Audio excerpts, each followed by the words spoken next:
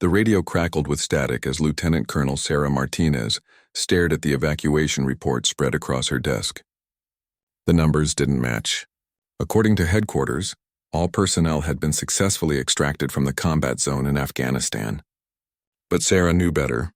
She had been tracking every unit, every soldier, every Marine who had been deployed to the dangerous region near the Pakistani border. Her fingers traced down the list of evacuated units. Alpha Company accounted for, Bravo Company safe, Charlie Company extracted.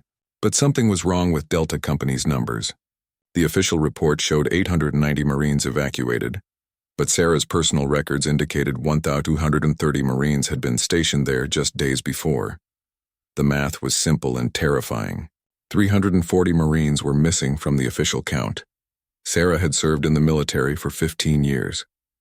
She had seen bureaucratic mistakes before, but nothing like this. These weren't numbers on a spreadsheet. These were real people with families, dreams, and lives that mattered. Young men and women who had volunteered to serve their country and were now apparently forgotten by the very system they had sworn to protect. She picked up her secure phone and dialed the operations center. The voice on the other end was crisp and professional. Sarah identified herself and asked about the discrepancy in the Delta Company numbers. There was a long pause, the sound of papers shuffling, and then a response that made her blood run cold. Lieutenant Colonel Martinez, according to our records, all personnel have been successfully evacuated. There are no outstanding extractions pending. Sarah felt her heart sink. She knew the person on the other end was reading from the same flawed reports she had been given. The system had failed, and somewhere in the mountains of Afghanistan, 340 Marines were waiting for rescue that wasn't coming. The weight of this discovery pressed down on her shoulders like a physical force. She thought about her own children back home, how she would feel if they were the ones left behind. The thought was unbearable. These Marines had mothers and fathers who believed their children were safe. They had spouses and children waiting for them to come home. None of them knew that their loved ones had been forgotten. Sarah stood up and walked to the window of her office. Outside, she could see other officers going about their daily routines, unaware of the crisis that was unfolding. The sun was setting, casting long shadows across the base. Somewhere, those 340 Marines were watching the same sunset, probably wondering why their rescue hadn't arrived. She had two choices. She could file a report through proper channels and hope that someone higher up would investigate and take action. That could take days or even weeks, time that the stranded Marines might not have. The region where they were located was becoming increasingly dangerous, with enemy forces moving closer each day, or she could take matters into her own hands. Sarah knew that acting without proper authorization could end her career. The military operated on a strict chain of command, and going around that system was considered a serious offense. She could face court-martial, lose her pension, and be dishonorably discharged. Everything she had worked for over the past 15 years could disappear in an instant. But as she stood there watching the sun disappear behind the horizon, Sarah realized that her career meant nothing if it came at the cost of abandoning fellow Marines. The oath she had taken when she first joined the military was clear: leave no one behind. It wasn't just a motto, it was a sacred promise. She returned to her desk and began making calls. She needed to find someone who could help her verify what had really happened to those 340 Marines. She needed to find someone who cared more about saving lives than following protocol. Most importantly, she needed to find a way to bring them home before it was too late. The first call went to her friend Marcus, a helicopter pilot with experience in dangerous rescue missions. The second went to her former commanding officer, now retired but still well-connected. The third went to a journalist she had worked with before, someone who understood the importance of the story and could help bring public attention to the situation if necessary. As Sarah made these calls, she knew she was crossing a line. There would be no going back. But every time she thought about those 340 Marines spending another night in enemy territory, abandoned by their own government, she knew she was making the right choice. The mission to bring them home was about to begin, and Sarah Martinez was willing to risk everything to make it happen.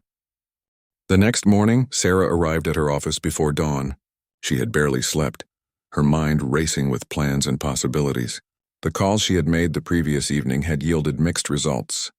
Marcus, the helicopter pilot, was interested but needed more information about the location and the risks involved. Her former commanding officer had promised to make some discreet inquiries.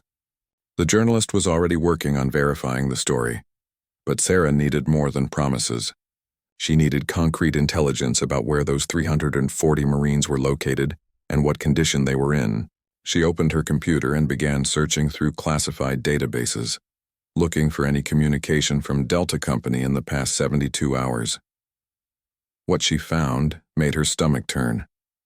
There had been communication from the stranded unit, but it had been buried in routine intelligence reports. The Marines were holed up in a small village called Karez-Imula, about 60 miles from the nearest Allied base. They had been maintaining radio silence during the day to avoid detection by enemy forces, only transmitting brief status updates during predetermined windows. The most recent message, sent just 12 hours ago, painted a grim picture. The Marines were running low on ammunition and medical supplies. 3 soldiers had been wounded in recent skirmishes with local militants. Most critically, enemy forces had been spotted moving toward their position. The message ended with a desperate plea for immediate extraction. Sarah printed the intelligence reports and stuffed them into a secure folder. She needed to take this information to someone with the authority to authorize a rescue mission. But she also knew that going through official channels would mean delays and bureaucracy that these Marines couldn't afford. She decided to take a calculated risk. Instead of going to her immediate superior, she walked directly to the office of Colonel James Patterson, the base commander. Patterson was known for his direct approach and his genuine care for the welfare of his troops. If anyone would be willing to bend the rules to save 340 Marines, it would be him. Patterson's secretary tried to stop her, explaining that the colonel was in an important briefing. Sarah politely but firmly explained that this was a matter of life and death. Something in her tone must have convinced the secretary, because she was allowed to enter the briefing room. Colonel Patterson was meeting with several senior officers, discussing routine operational matters. When Sarah burst in, all conversation stopped. She knew she was violating protocol, but she also knew this might be her only chance to get the colonel's attention. "Sir, I have urgent intelligence about 340 Marines who were left behind during the evacuation," she said, her voice steady despite the enormity of what she was doing. Patterson's expression changed immediately. He dismissed the other officers and motioned for Sarah to take a seat. For the next 20 minutes, she presented everything she had discovered. The missing head count, the intelligence reports, the location of the stranded Marines, and the growing danger they faced. When she finished, Patterson sat in silence for what felt like an eternity. Finally, he spoke.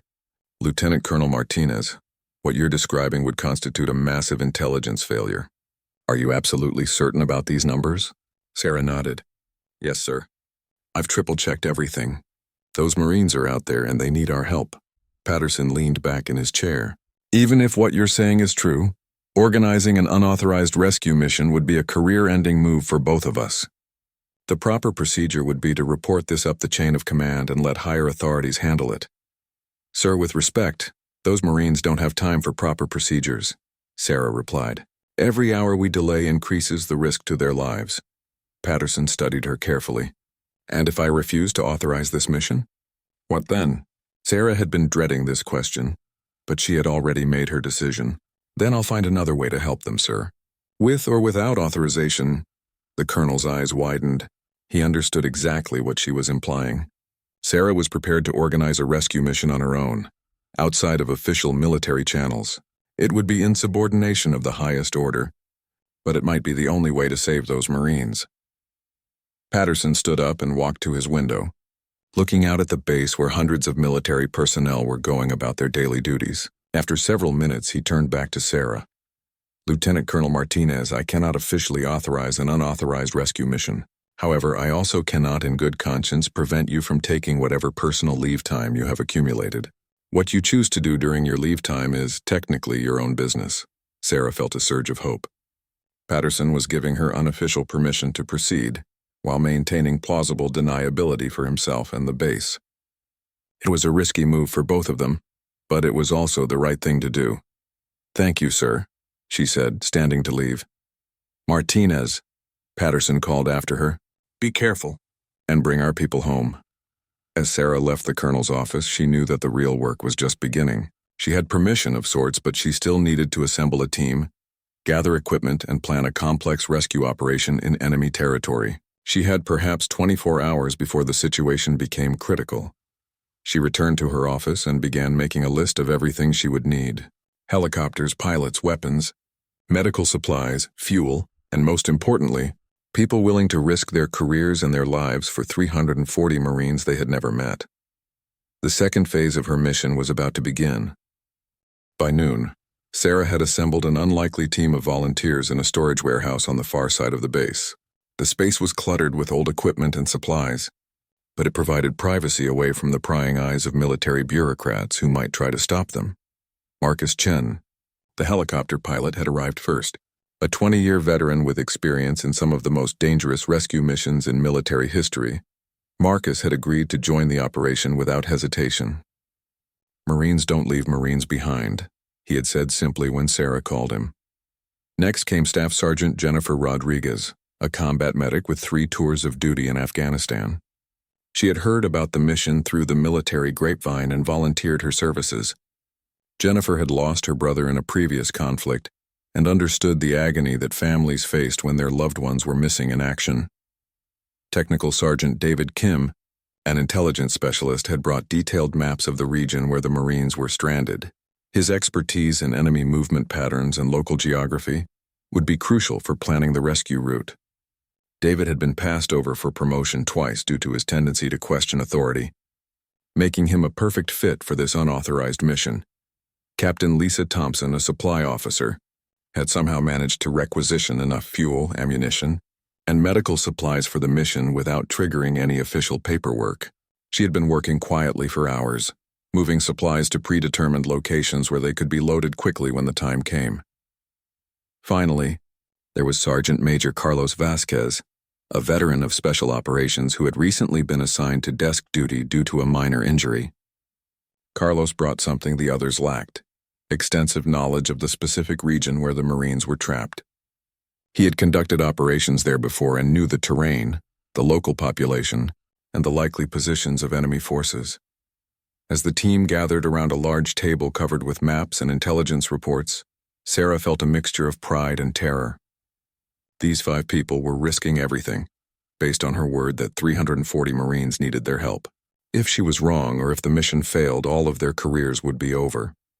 Some of them might face criminal charges. "Before we go any further," Sarah said, looking at each team member, "I want everyone to understand what we're doing here. This mission is not authorized by any official command structure. If we're caught, we'll all face serious consequences. Anyone who wants to leave can do so now with no judgment from me." Nobody moved. Marcus spoke first. "Ma'am, I've been flying rescue missions for 20 years. I've never left anyone behind, and I'm not starting now." The others nodded in agreement. Jennifer adjusted her medical kit and said, "Those Marines have families who are counting on them to come home. We can't let them down." David spread the detailed maps across the table. "I've been analyzing the intelligence reports from the area.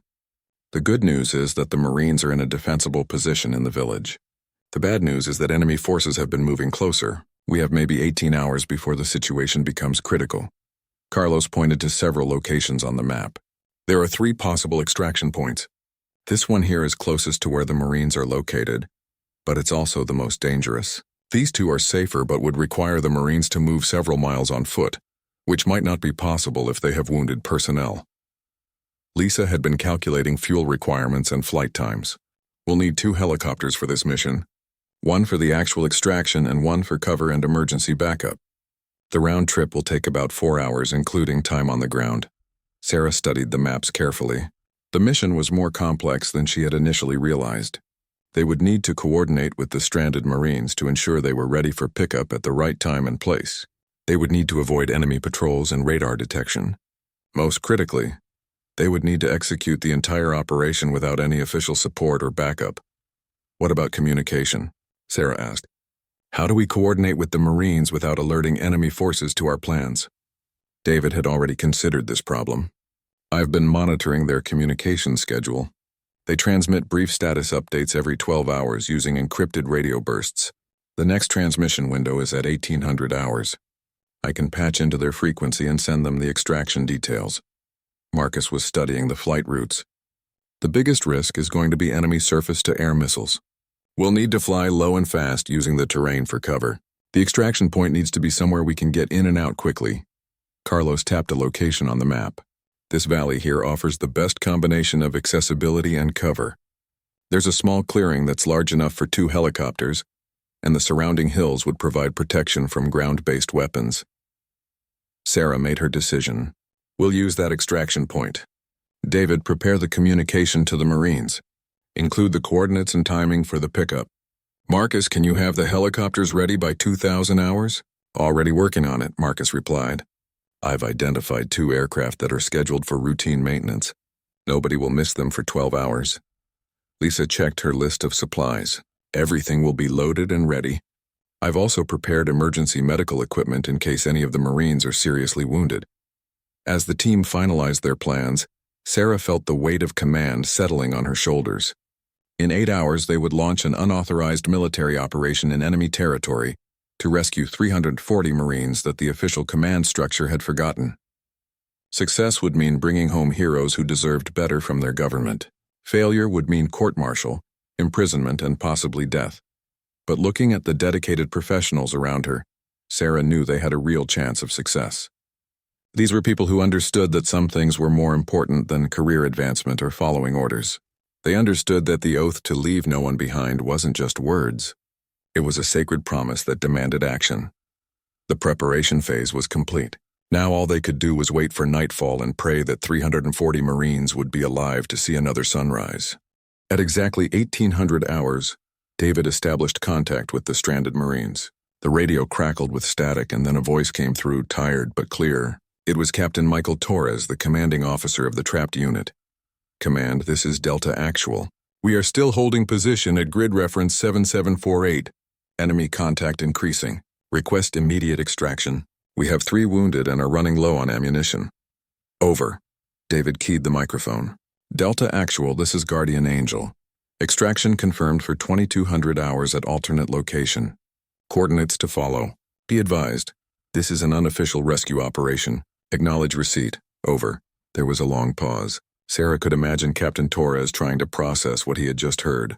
An unofficial rescue operation could mean many things, none of them good from a military regulations standpoint. Guardian Angel, did you say unofficial? Please clarify. Over. David looked at Sarah, who nodded. Delta Actual, confirm unofficial. A team of volunteers is coming to get you. Official channels failed to recognize your situation. Do you copy? Over. Another pause, longer this time. When Torres came back on the radio, his voice was filled with emotion. Guardian Angel, we copy. Tell your team that 340 Marines are ready to come home. We'll be at the extraction point. Over. Sarah felt tears in her eyes. These Marines had been abandoned by their own command structure, but they were about to be rescued by people who cared more about doing the right thing than following rules. At 2000 hours, the team gathered at the helicopter pad. Marcus had managed to prepare 2 Blackhawks, ostensibly for a training mission that would conveniently take them in the direction of the stranded Marines. The aircraft were loaded with extra fuel, medical supplies, and enough ammunition to fight their way out if necessary. Sarah addressed the team one final time before they departed.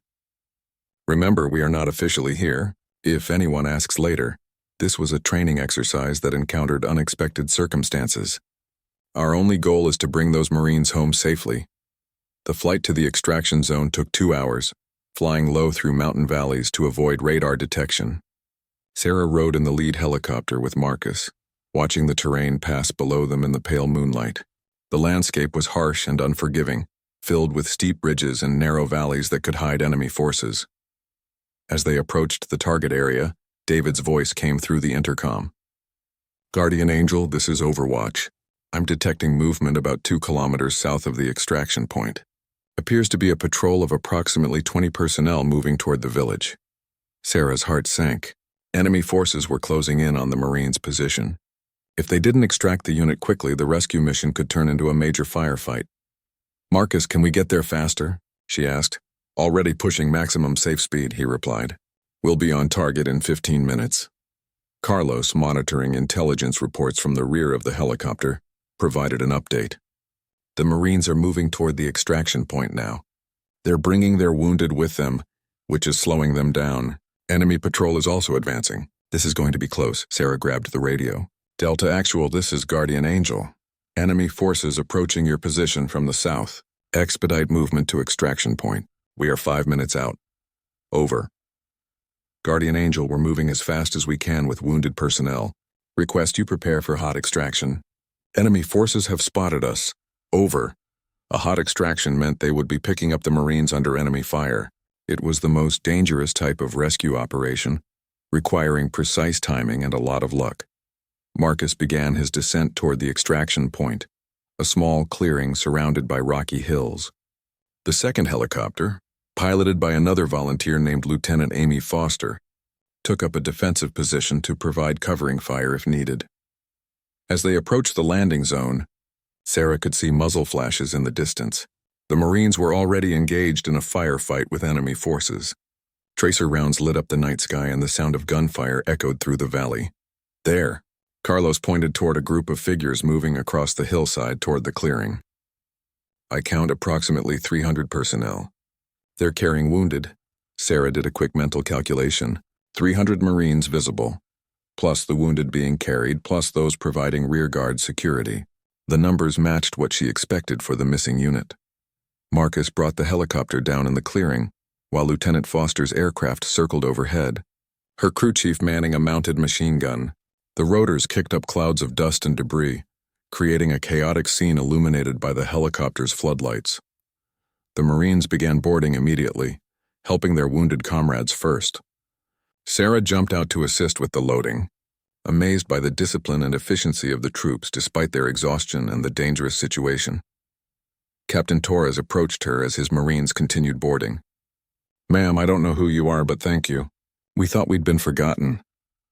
"Marines don't forget Marines," Sarah replied, echoing Marcus's earlier words. "How many wounded do we have?" 3 serious, 7 walking wounded. We can fit everyone in 2 helicopters if we pack tight. As the last Marines climbed aboard, enemy fire began impacting near the landing zone. Bullets pinged off the helicopter's armor and Sarah realized they were out of time. "Marcus, we need to go now," she shouted over the noise of the rotors. The helicopter lifted off with 170 Marines packed into a space designed for perhaps 30 people. The second aircraft, equally overloaded, followed close behind.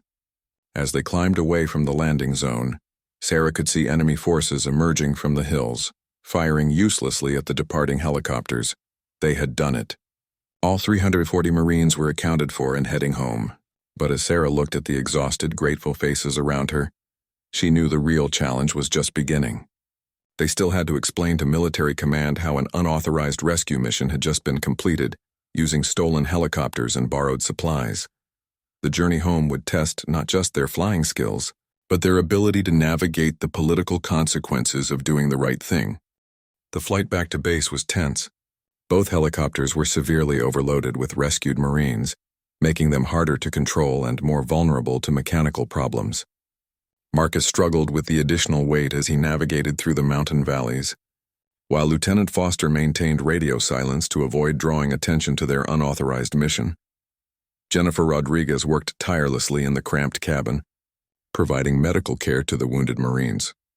The most serious case was Corporal Amanda Hayes, who had taken shrapnel from a roadside bomb 3 days earlier. Her wound had become infected due to limited medical supplies, and she was running a dangerous fever. "We need to get her to a proper medical facility immediately," Jennifer told Sarah over the noise of the rotors. "She's developing sepsis. Without treatment, she could die within hours." Sarah faced another impossible decision. Landing at their home base would immediately expose the unauthorized mission and likely result in delays while bureaucrats decided how to handle the situation. But diverting to a civilian hospital could compromise operational security and might not provide the specialized military medical care that Corporal Hayes needed. She made the call. "Marcus, radio ahead to base medical. Tell them we have a medical emergency inbound and need trauma team standing by." "Ma'am, that's going to raise questions," Marcus replied. "Let me worry about the questions. Just get us home as fast as possible." As they approached the base, Sarah could see unusual activity on the ground. Emergency vehicles were positioned near the landing pad, and she could make out several high-ranking officers waiting in the distance. Word of their mission had clearly reached the command structure. The helicopters touched down simultaneously, and medical teams immediately rushed to assist the wounded Marines. Corporal Hayes was loaded onto a stretcher and rushed to the base hospital, with Jennifer accompanying her to provide continuity of care. As the rescued Marines disembarked, many of them exhausted and emotionally overwhelmed, Sarah found herself face-to-face with General Robert Harrison, the regional commander. His expression was unreadable, but his presence at the landing pad suggested that serious consequences were coming.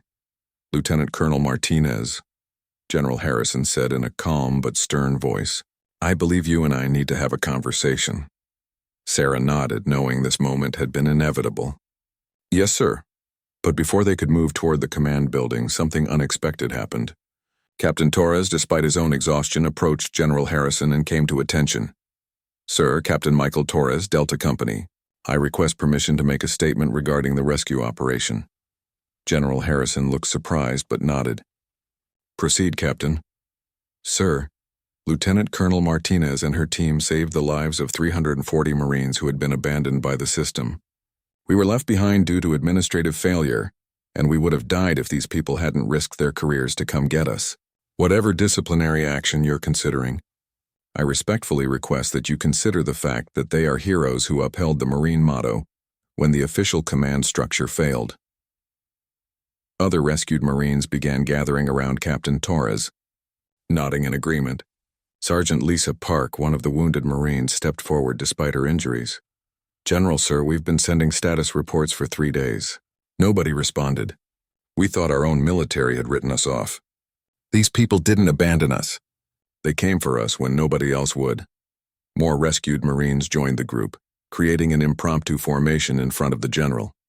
Their show of support for Sarah and her team was unprecedented, and General Harrison clearly hadn't expected this level of backing for what was technically an act of insubordination. Colonel Patterson emerged from the command building and approached the group. Sarah braced herself for the consequences of involving him in her unauthorized mission. "General Harrison," Colonel Patterson said, "I believe there are some administrative matters we need to discuss regarding the status of Delta Company." The general studied Patterson carefully. "What kind of administrative matters, Colonel?" "It appears there was a significant error in our evacuation records. Delta Company was incorrectly listed as fully evacuated, when in fact 340 Marines remained in the field. Lieutenant Colonel Martinez discovered this error and took immediate action to correct it." Sarah realized what Patterson was doing. He was providing official cover for the rescue mission by reframing it as a correction of administrative errors rather than an unauthorized operation. It was a brilliant political maneuver that could save all of their careers. General Harrison considered this explanation for several long moments. Sarah could see him weighing the political implications of prosecuting the people who had just rescued 340 Marines against the military's need to maintain discipline and order. Finally, he spoke. "Captain Torres, please ensure that all your Marines receive proper medical attention and debriefing. Colonel Patterson, I want a full investigation into how this administrative error occurred. Lieutenant Colonel Martinez, report to my office at 800 tomorrow." As the general walked away, Sarah felt a mixture of relief and continued anxiety. The immediate crisis was over, but her future in the military remained uncertain. The investigation that General Harrison had ordered could still result in serious consequences for everyone involved. But as she watched the rescued Marines being reunited with their families, who had rushed to the base after word of the successful mission spread, Sarah knew that whatever happened to her career was worth it. Children were hugging their parents. Spouses were holding each other and crying with relief. These people had their loved ones back because someone had been willing to break the rules. Jennifer emerged from the medical building with an update on Corporal Hayes. "She's stable. The doctors say we got her here just in time. Another few hours and she might not have made it." Sarah smiled, knowing that regardless of what tomorrow brought, they had accomplished something truly important. They had proven that the promise to leave no one behind wasn't just empty words. When the system failed, individuals with courage and conviction could still make a difference. The question now was whether the military establishment would recognize their actions as heroic or punish them for insubordination. The answer would come with the sunrise. At exactly 800 hours, Sarah stood outside General Harrison's office, her dress uniform immaculate despite the sleepless night. She had spent the early morning hours preparing for what could be the end of her military career. The investigation into the rescue mission had been swift and thorough, with multiple interviews conducted throughout the night. The General Secretary motioned for her to enter. Inside the office, Sarah was surprised to find not just General Harrison, but also Colonel Patterson and a woman in civilian clothes whom she didn't recognize. Lieutenant Colonel Martinez. "Please take a seat," General Harrison said. His tone was neutral, giving no indication of what was to come. "Sir, before you begin, I want to state for the record that the decision to conduct the rescue mission was mine alone," Sarah said. "The other members of the team were following my lead. Any disciplinary action should be directed at me." General Harrison held up a hand. "Lieutenant Colonel, the investigation has been completed. Let me introduce Ms. Patricia Williams from the Department of Defense Inspector General's office." The civilian woman leaned forward. "Lieutenant Colonel Martinez, the Inspector General's office has been conducting a separate investigation into the administrative failures that led to Delta Company being left behind. Your actions, while technically unauthorized, exposed a serious breakdown in our evacuation procedures that could have resulted in a tragic loss of life." Sarah felt confused. She had expected to face charges for insubordination, not commendation for exposing administrative failures. General Harrison continued the explanation. "The investigation revealed that the error in headcount was not accidental. A logistics officer at headquarters had been falsifying evacuation reports to cover up his own incompetence in organizing the withdrawal. When you discovered the discrepancy, you exposed what could have been a cover-up that cost 340 Marines their lives." Ms. Williams opened a folder and removed several documents. "The officer responsible has been arrested and will face court-martial. More importantly, new procedures are being implemented to prevent this type of failure in the future. Your actions likely saved not just those 340 Marines, but countless others who might have been abandoned due to similar administrative corruption." Sarah sat in stunned silence. What she had thought was a simple bureaucratic mistake had actually been deliberate misconduct by someone who was supposed to be protecting the very people he was endangering. However, General Harrison continued, his tone becoming more serious. "We cannot ignore the fact that you conducted an unauthorized military operation, using stolen equipment and borrowed supplies. The ends, however noble, do not automatically justify the means." Sarah's heart sank. Despite the positive developments, she was still going to face punishment for her actions. Colonel Patterson spoke for the first time. "General, if I may, the review board has made some recommendations regarding this matter." Harrison nodded. "The board found that while Lieutenant Colonel Martinez's actions were technically unauthorized, they were consistent with the highest traditions of military service. The decision has been made to officially reclassify the mission as an emergency rescue operation conducted under extraordinary circumstances." Sarah couldn't believe what she was hearing. Instead of punishment, her unauthorized mission was being legitimized after the fact. Ms. Williams smiled. "Additionally, the Inspector General's office is recommending that you and your team receive formal recognition for exposing the administrative failures and conducting a successful rescue under dangerous conditions." General Harrison stood up and walked around his desk. "Lieutenant Colonel Martinez, you are hereby commended for exceptional leadership and devotion to duty. Your actions exemplify the Marine motto of leaving no one behind." Sarah felt tears welling up in her eyes. "Sir, what about the rest of my team? Captain Chen, Staff Sergeant Rodriguez, Technical Sergeant Kim, Captain Thompson, Sergeant Major Vasquez, and Lieutenant Foster are all receiving commendations as well. Their willingness to risk their careers to save fellow Marines demonstrates the highest standards of military service." As Sarah left the general's office, she was approached by Captain Torres, who had been waiting in the hallway. His face was healing from minor injuries sustained during the rescue, but his smile was bright and genuine. "Ma'am, I wanted to thank you again," he said. "I also wanted you to know that all 340 Marines from Delta Company have submitted sworn statements supporting your actions. We will never forget what you did for us." Walking across the base, Sarah was stopped repeatedly by fellow service members who had heard about the rescue mission. Some thanked her for upholding military values. Others asked questions about how she had discovered the administrative failures. Word of the successful mission was spreading throughout the military community. At the medical facility, she stopped to check on Corporal Hayes, who was recovering well from her infection. The young Marine was surrounded by her family, who had flown in from across the country. "Lieutenant Colonel," Corporal Hayes said weakly, "my parents wanted to meet the person who saved my life." Hayes's mother, a woman in her 50s with tears in her eyes, approached Sarah. "I don't know how to thank you. When we got the call that Amanda was missing, we thought we had lost her forever." Sarah shook her hand gently. "Ma'am, your daughter is a hero. She and her fellow Marines served with distinction under impossible circumstances. They deserve all the credit." As Sarah finally returned to her office, she found a stack of messages from news organizations requesting interviews about the rescue mission. The story was apparently attracting national attention, with headlines praising the team that had refused to abandon their fellow Marines. But the message that meant the most was a simple note from Marcus, the helicopter pilot who had risked everything to join the mission. "Ma'am, thank you for reminding me why I became a Marine. Semper Fi." Looking back on the events of the past few days, Sarah realized that her decision to defy orders and organize an unauthorized rescue mission had been about more than just saving 340 Marines. It had been about preserving the values that made military service meaningful: loyalty, honor, and the sacred promise to leave no one behind. 3 months later, Sarah stood on a stage at the Pentagon, surrounded by her rescue team and the 340 Marines they had saved. Defense Secretary Margaret Stevens was presenting them with the Distinguished Service Medal, one of the highest honors in the military. "The actions of Lieutenant Colonel Martinez and her team represent the best of American military tradition," the Secretary announced to the assembled audience of military leaders, families, and media representatives. When the system failed, these individuals stepped forward to ensure that our promise to every service member was kept.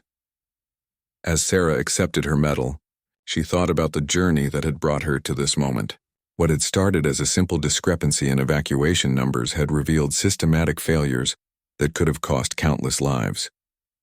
Her willingness to break rules had not only saved 340 Marines, but had also led to reforms that would protect future generations of service members. After the ceremony, Sarah was approached by a young lieutenant who reminded her of herself 15 years earlier. "Ma'am, I wanted to thank you for showing us that doing the right thing is more important than following orders blindly. You've inspired a lot of us to be better leaders." Sarah smiled, remembering her own early days in the military when she had looked up to senior officers who demonstrated courage and integrity. "Lieutenant, the most important thing I learned from this experience is that our oath is to each other, not to paperwork or bureaucracy. Never forget that the people you serve with are depending on you to have their backs." As the reception continued, Sarah noticed Corporal Hayes across the room, now fully recovered and back to active duty. She was surrounded by her family and fellow Marines, laughing and sharing stories. The sight reminded Sarah why the rescue mission had been worth every risk. The corrupt logistics officer who had falsified the evacuation reports was eventually sentenced to 10 years in military prison. His actions had endangered not just the 340 Marines from Delta Company, but potentially thousands of other service members whose safety depended on accurate reporting. The scandal led to a complete overhaul of evacuation procedures and accountability measures. 6 months after the rescue, Sarah received a promotion to full colonel and was assigned to lead a new task force focused on preventing similar administrative failures. Her team included several of the people who had participated in the original rescue mission, now recognized as experts in emergency operations and military accountability. The story of the 340 abandoned Marines became a case study taught in military leadership schools around the world. It demonstrated how individual courage could triumph over institutional failure, and how sometimes the most important orders were the ones that came from conscience rather than command structure. Years later, when Sarah had retired from active duty and was teaching at the Naval War College, students would ask her about the decision to risk her career for people she had never met. Her answer was always the same: "When you put on the uniform, you make a promise to every other person wearing that uniform. That promise doesn't come with fine print or exceptions. It's absolute and it's sacred." The rescue of the 340 me